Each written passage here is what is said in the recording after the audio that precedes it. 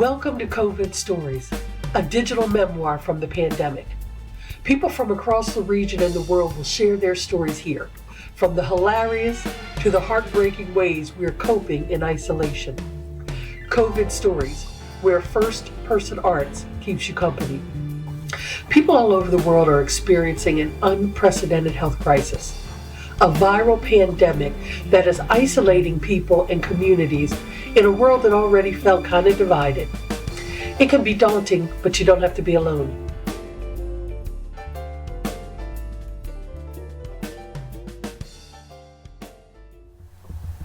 We at First Person Arts have made it our business to help people shape their true personal stories into art. We do this to foster an appreciation between people for our unique and shared experiences. For today's installment, we asked First Person Arts Storytellers to share how they've been managing since social isolation fell upon the Philadelphia region.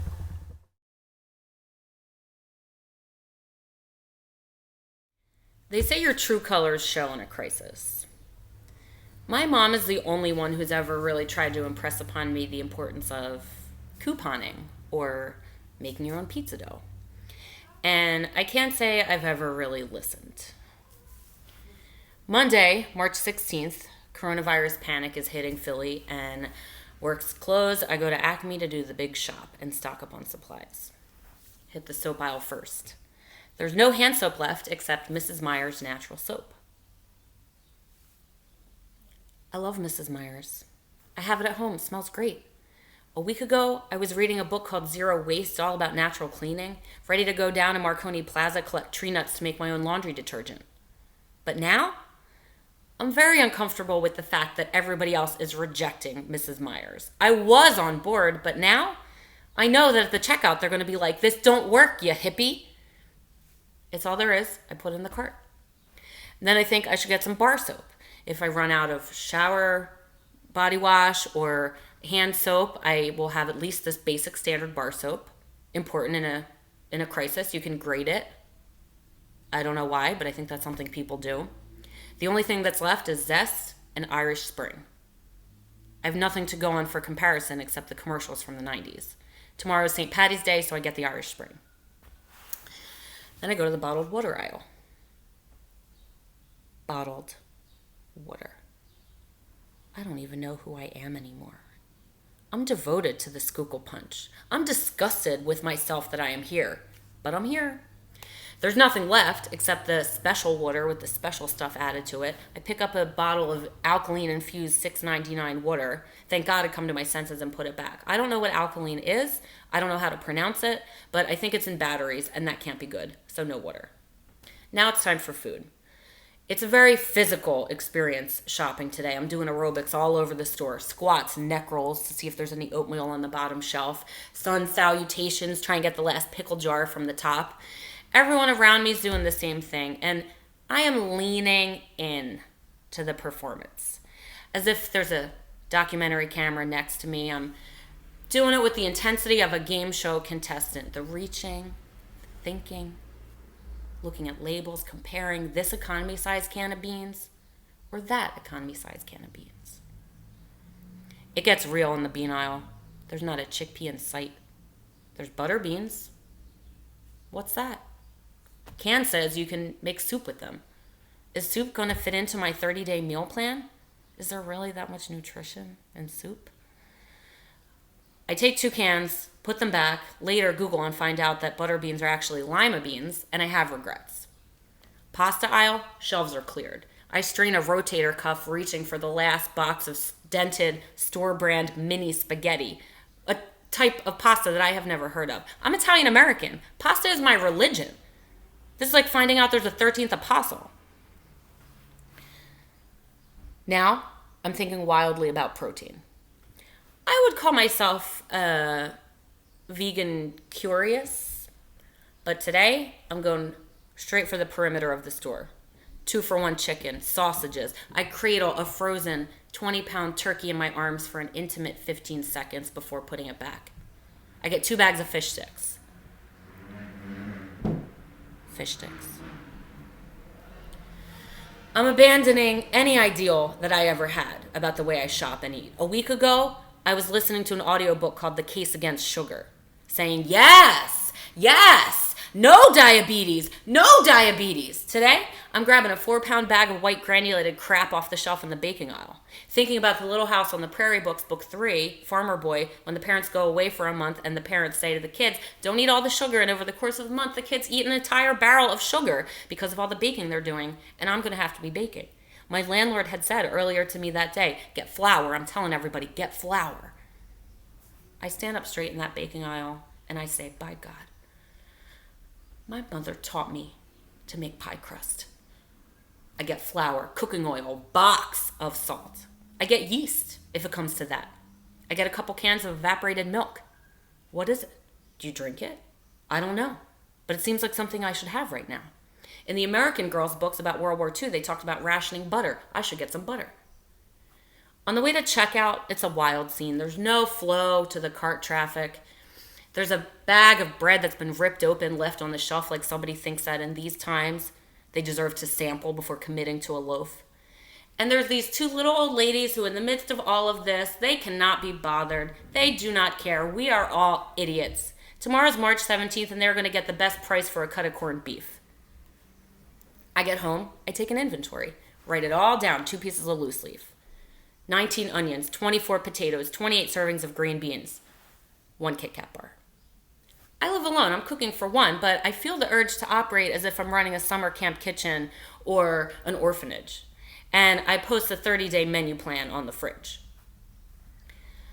I make a plan for everything I'm going to do with every piece of food. I'm Googling what you can do with canned beets, making a plan for every single potato, using my calculator, rationing it out, and when I'm left over with 1 potato, I schedule it in for a single latke on day 19.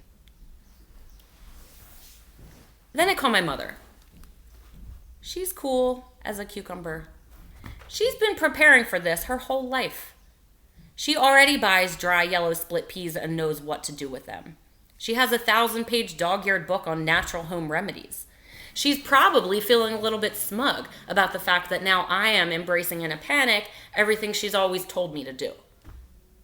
They say your true colors show in a panic, in a crisis. Well, I've thrown out all my ideals. My mother was right, and I'm going to make a potato pie.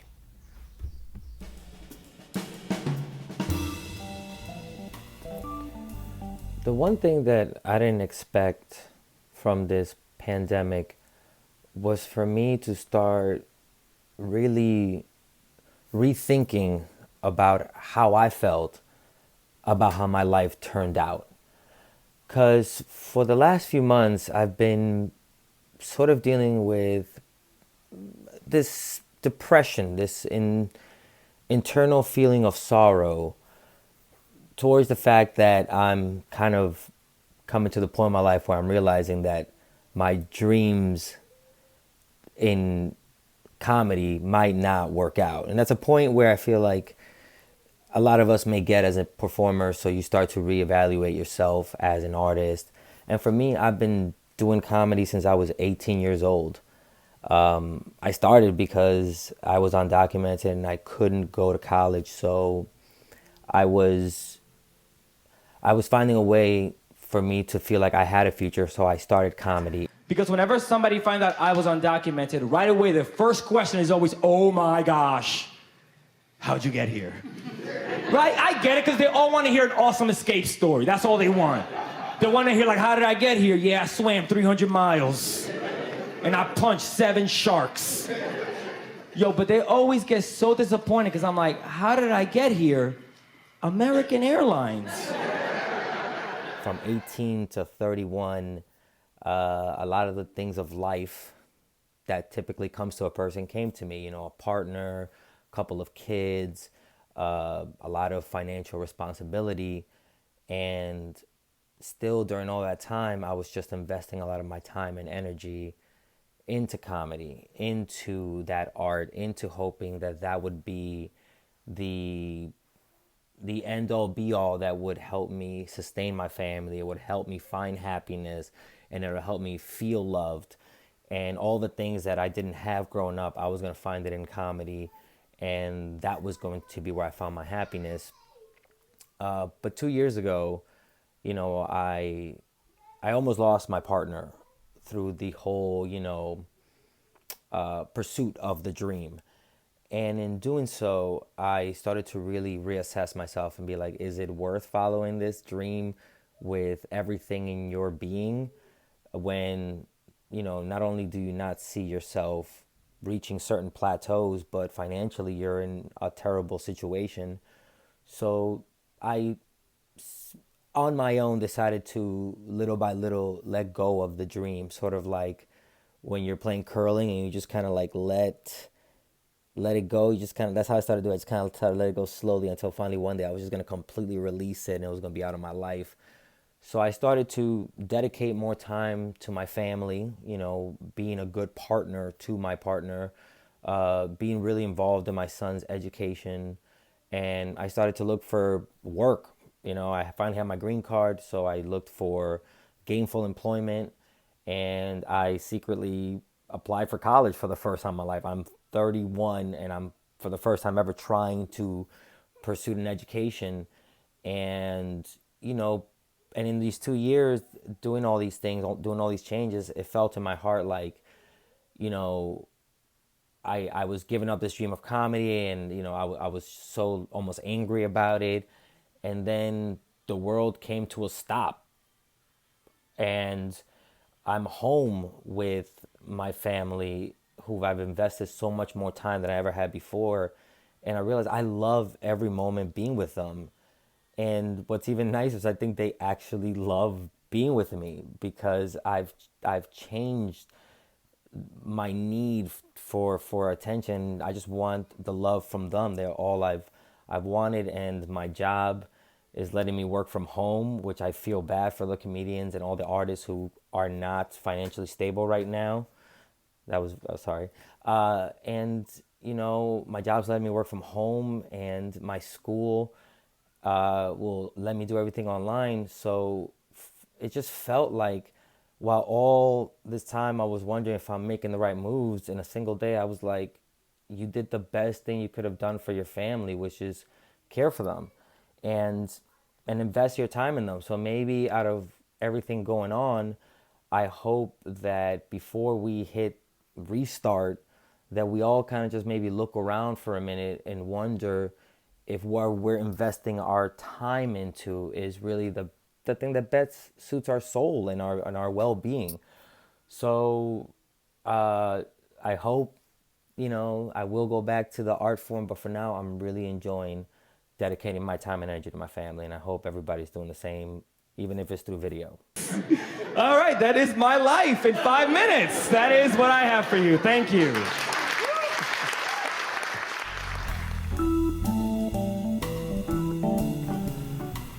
At first I wasn't scared because I was obsessed with how everything was so unfair.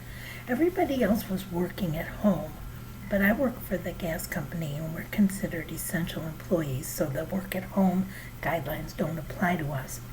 I know a lot of people have it a lot worse, but even so, there's a famous experiment where 2 monkeys are taught to do a task, and when they do the task, it's give a pebble to an experimenter, they get a piece of cucumber. And they're all very content. Pebble, cucumber, until they start giving one of the monkeys a grape. When the other monkey finds out, all hell breaks loose. He starts throwing the cucumbers at the experimenter, and he's pounding on the glass, and he's angry because it's not fair.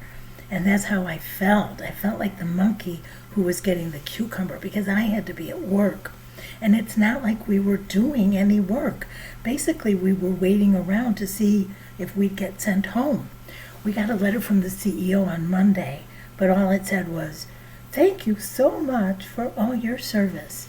And then on Tuesday, we got a letter saying that we could come in business casual. So Wednesday, we're all walking around and we're thinking, if we don't get a letter that sends us home, we're going to start throwing cucumbers at the CEO. On top of worrying about work, I was worried about my son. He got stuck in Ecuador. He can't come home. The borders are closed. The airports are closed. He was supposed to be there for a week, and now he's there for at least another 3 weeks. I have his dog while he's away, which is complicated because I got some cats who freaked out. They were found in the woods. It was a mama cat and a little nursing kitten, and I think they have PSTD. And when I brought the dog in, the baby cat hid in the closet, and the mama cat was just hissing, just all tense, like ready to kill this dog. And she was at the top of the stairs guarding her kitten, and the dog was crying because he wanted to come upstairs, and nobody got any sleep that night. So the next day I took him to a dog boarder, but at $50 a night, that was not going to be a permanent solution. Plus, he looked really sad.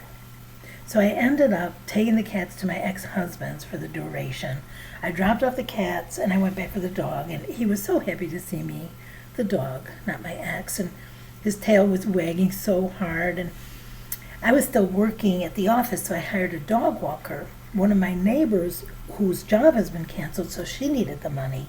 So that was kind of a win for her, and I have the dog who I like. But back to my son. They closed the hostel where he was, but he found another hostel that stayed open, way up, 11,000 feet up in the air in a cloud forest. So that's where he is. So I was worried about him, but then he sent me a picture of himself, arms raised in that kind of a victory posture, standing in a waterfall. He'd climbed a mountain, hardest hike of his life, and he was in this beautiful waterfall in this beautiful forest. So I stopped worrying about him for about 1 second. Then Thursday, the memo came, and we all were told we could work at home. And it turns out I hate working at home. I really miss the sort of buzz of people and being in an office and being part of a village. And it just felt weird and upsetting to be home. And then I started getting disturbing messages from my son. He had gone hiking up a mountain, and he got overconfident, and he got off the trail.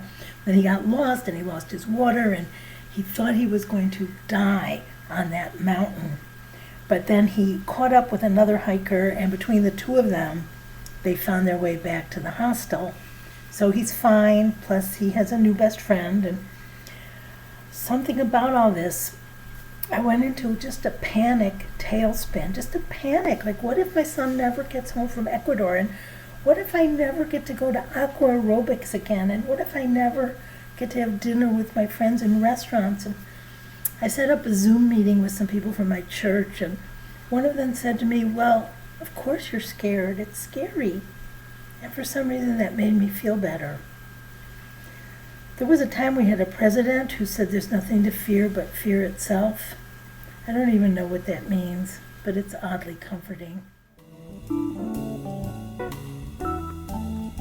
So my best friend Nikki texted me to ask if I wanted to go on a bike ride, since that's an easy activity to do together that we stay 6 feet apart. There's my bike. And it makes us feel like there's a little bit of normalcy and we can be a little bit together. And so we rode south on 10th Street all the way to the stadiums. And when we got to the stadiums, there was like the white road divide, like road blockades. But since we're in Philly, that never really means anything. And we cut through them. And about a second after we cut through them, we heard whoop, whoop. And we stopped.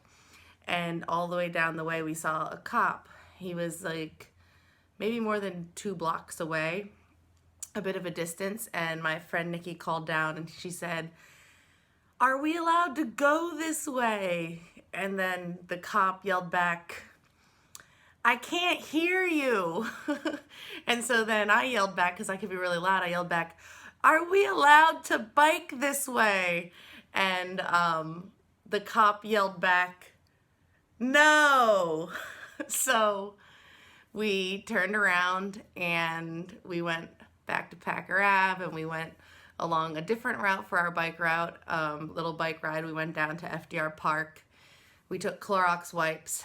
We wiped the bench that we sat, 6 feet apart on, and we spent some time outside trying not to feel anxious and drawing. Like, she drew a daffodil and I drew like a little space cowboy, and it was like so confusing to us why we weren't allowed to like be near the stadium, why it had been blocked off, why people were protecting it. it seemed random. But then, of course, when we got home, Neil told me that that's actually a testing site, so it makes sense we weren't allowed to go that way. When I first heard the rumblings of the disease ravaging our country, I totally scoffed. Most of it was just hearsay via social media. My first thought was, look, you don't get to be an armchair epidemiologist if you went to summer school twice for biology. That was my first reaction to the Paul Reveres out there hollering, the disease is coming, the disease is coming. The rumors and misinformation will kill us long before the Russians can meddle in our next election. In the post-truth era, anything can be overblown or overhyped. I took a rather isolationist stand, very World War I of me, saying, that's a foreign problem. This is Fortress America. We're number one, or so our president would have us believe. I remember the snowstorms of old that turned out to be duds. I've wasted so much money on milk, bread, and eggs that I'm not one to just jump at the first sign of inconvenience. It was all over the newspapers. Headlines read on the Wall Street Journal of the toll the disease was taking in China, the kind you only see at the beginning of a zombie pandemic film that served to warn the viewer of the dangers to come. How Italians were dying and being forced to occupy the same dwellings as those who had just perished, and all I could think of was, well, at least they can sing from their balconies. Not here. This will not come here, I thought. It cannot. These are the thoughts of an American exceptionalist moron. I'm healthy. This country is healthy. Our health system is top notch. I wanted, in my heart of hearts, for this to be a fluke to the point I almost disregarded all scientific evidence to the contrary.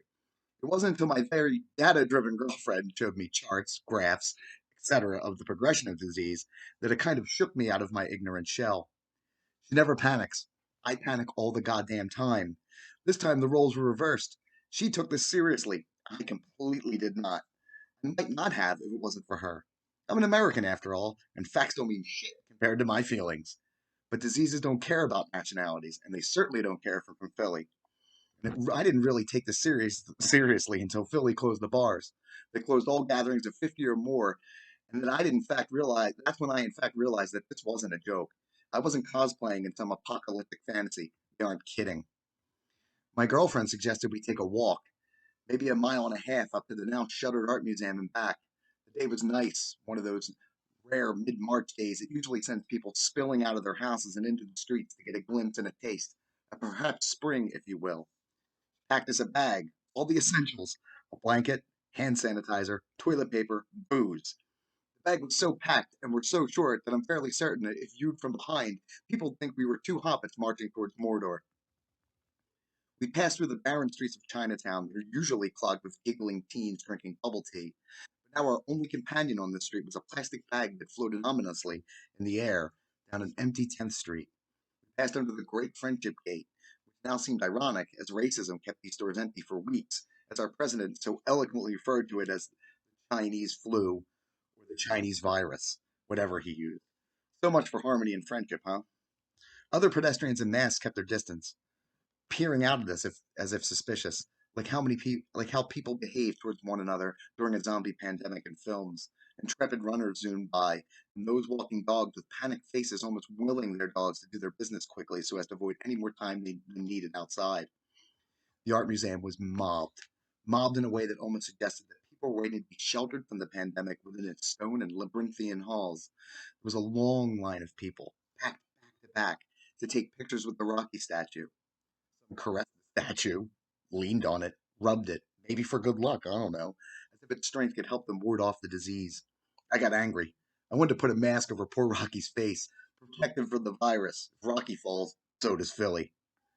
The museum shone so bright in the mid-March sun that it felt as if it was illuminated by Apollo himself. People milled about in groups at the top of the steps as if the world wasn't hanging on the end of a razor blade. I grew angrier as I thought of how stupid it was for us to be outside. How the columns of the museum reminded me of Pompeii, and how perhaps we might deserve to be covered in the virus of our affront to nature and the gods. We left before the picture line with Rocky dissipated. In fact, it only grew larger. American exceptionalism on display, prostrating in front of a statue that only existed in film. It feels also American to me. As we walked home down empty streets, my phone went off. One of my book signings has now been postponed, and now another hangs precariously in the balance. I know I'm going to lose money, a ton of money I can't really afford to lose. feel solace knowing that I'm not the only one affected, that I'm not alone. Restaurant workers, service industry, retail, will all take the same hit as I am, probably worse. It still sucks that maybe the other signing will still be on. By mid-April, this pandemic will have abated enough for people to congregate again. I hope and I pray. In my head, I make deals with God, the universe, the virus itself. But here's the thing, you can't argue with a virus. There's no hotline you can reach them. Maybe ask them to stop. There's no email address to contact them. Bargaining with a virus is about as useful as calling Comcast for customer service. By the time we got home, I've exhausted myself mentally. I'm scared of what will happen to this country, how we'll react. Will the government do what it did under Obama and Bush and only bail out businesses? Will it help the working class? Will I get sick? Health insurance is a luxury in this country. Luxury in the richest country in the world. I can't afford to get sick. My family, my friends, my girlfriend, will they all be okay? We'll be stuck in this house for 2 weeks, forced to watch terrible reality shows and Friends on loop until we all exit our abodes screaming as if taken by an unforeseen madness. Is this all some sort of mystery science theater experiment? I recently quit smoking. I used to use it to soothe my nerves. I could go for one right now. Help calm the anxiety and sadness that wells up from within when I see the death toll in Iran, Italy, and China. Maybe assuage some of the grief of lost income, a lost way of life. This fractured country already stood on the precipice of being torn apart. The fragility of the American democratic experiment keeps me awake at night. We're a few days in now. Everything has been shut down. All retail, all restaurants, save for takeout. All non-essential personnel forced to shelter and hunker down at home. This is not how I pictured the end of days. I pictured a very Mad Max type of pandemic where I'd be covered in leather and spikes, riding around the streets with a club, or perhaps a solitary walker with a shotgun slung over my chest and a backpack filled with only essentials. I didn't expect it to be me and my girlfriend quietly working from home. No sirens, no sounds of children playing, no screams, only stillness, a calm that is both nurturing and unnerving. Each day bleeds into the other as if time as a concept ceased to exist. I don't know how long I've been wearing these sweatpants. I suppose I'll burn them when this is all said and done. I picture 1,000 tiny fires illuminating the sky as people burn their pandemic clothes in fire pits converted to funeral pyres. I don't know how long this will last. Government says maybe late into late April, early May. They don't know. Nobody knows. This is unprecedented. I've learned how to do toilet paper math now. That's how bored I am. How to calculate death percentage. I went to summer school twice for math, so I count this as a bit of an accomplishment. This is our new normal. How things are likely going to be for a few weeks, constantly dangling on the edge of a perhaps pandemic. I've learned not to count time, to disregard the clock, to drink before noon. I write in the evening. I snuggle with my girlfriend. I'm thankful that I've got food and shelter. I've got intoxicants. For now, my health. Maybe that's all you can ask for when you teeter on the brink of a new epoch. I just know that these are the 5 stages of the apocalypse, and I don't think that they're going to end soon.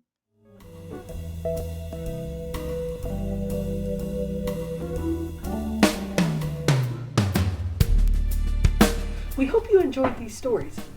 Tell us about your favorite one in the comments below. Hit like and subscribe to our channel to learn about upcoming installments from First Person Arts' COVID stories. But most important, we want to hear your stories. We'll post how you can share your story in the notes below. Whatever you're feeling and thinking during this time, we want you to know that you're not alone. And somehow, we're going to get through this together. Tell us your story and we'll share it with others across the country. Maybe somebody listening feels the same way you do. I'm Jamie J, your host. At First Person Arts, we believe that everyone has a story to tell, and that sharing our stories connects us with each other and the world. Thank you for listening. This installment was co-written by Tanisha Ford and me, Jamie J. It was produced by Rodney Wittenberg at Melody Vision. Our COVID Stories team at First Person Arts includes Dr. Neil Bardham, Danielle Marino, Samantha Heth, and board member Leo Odding. And thanks to our storytellers. Join us next time for another installment of COVID Stories.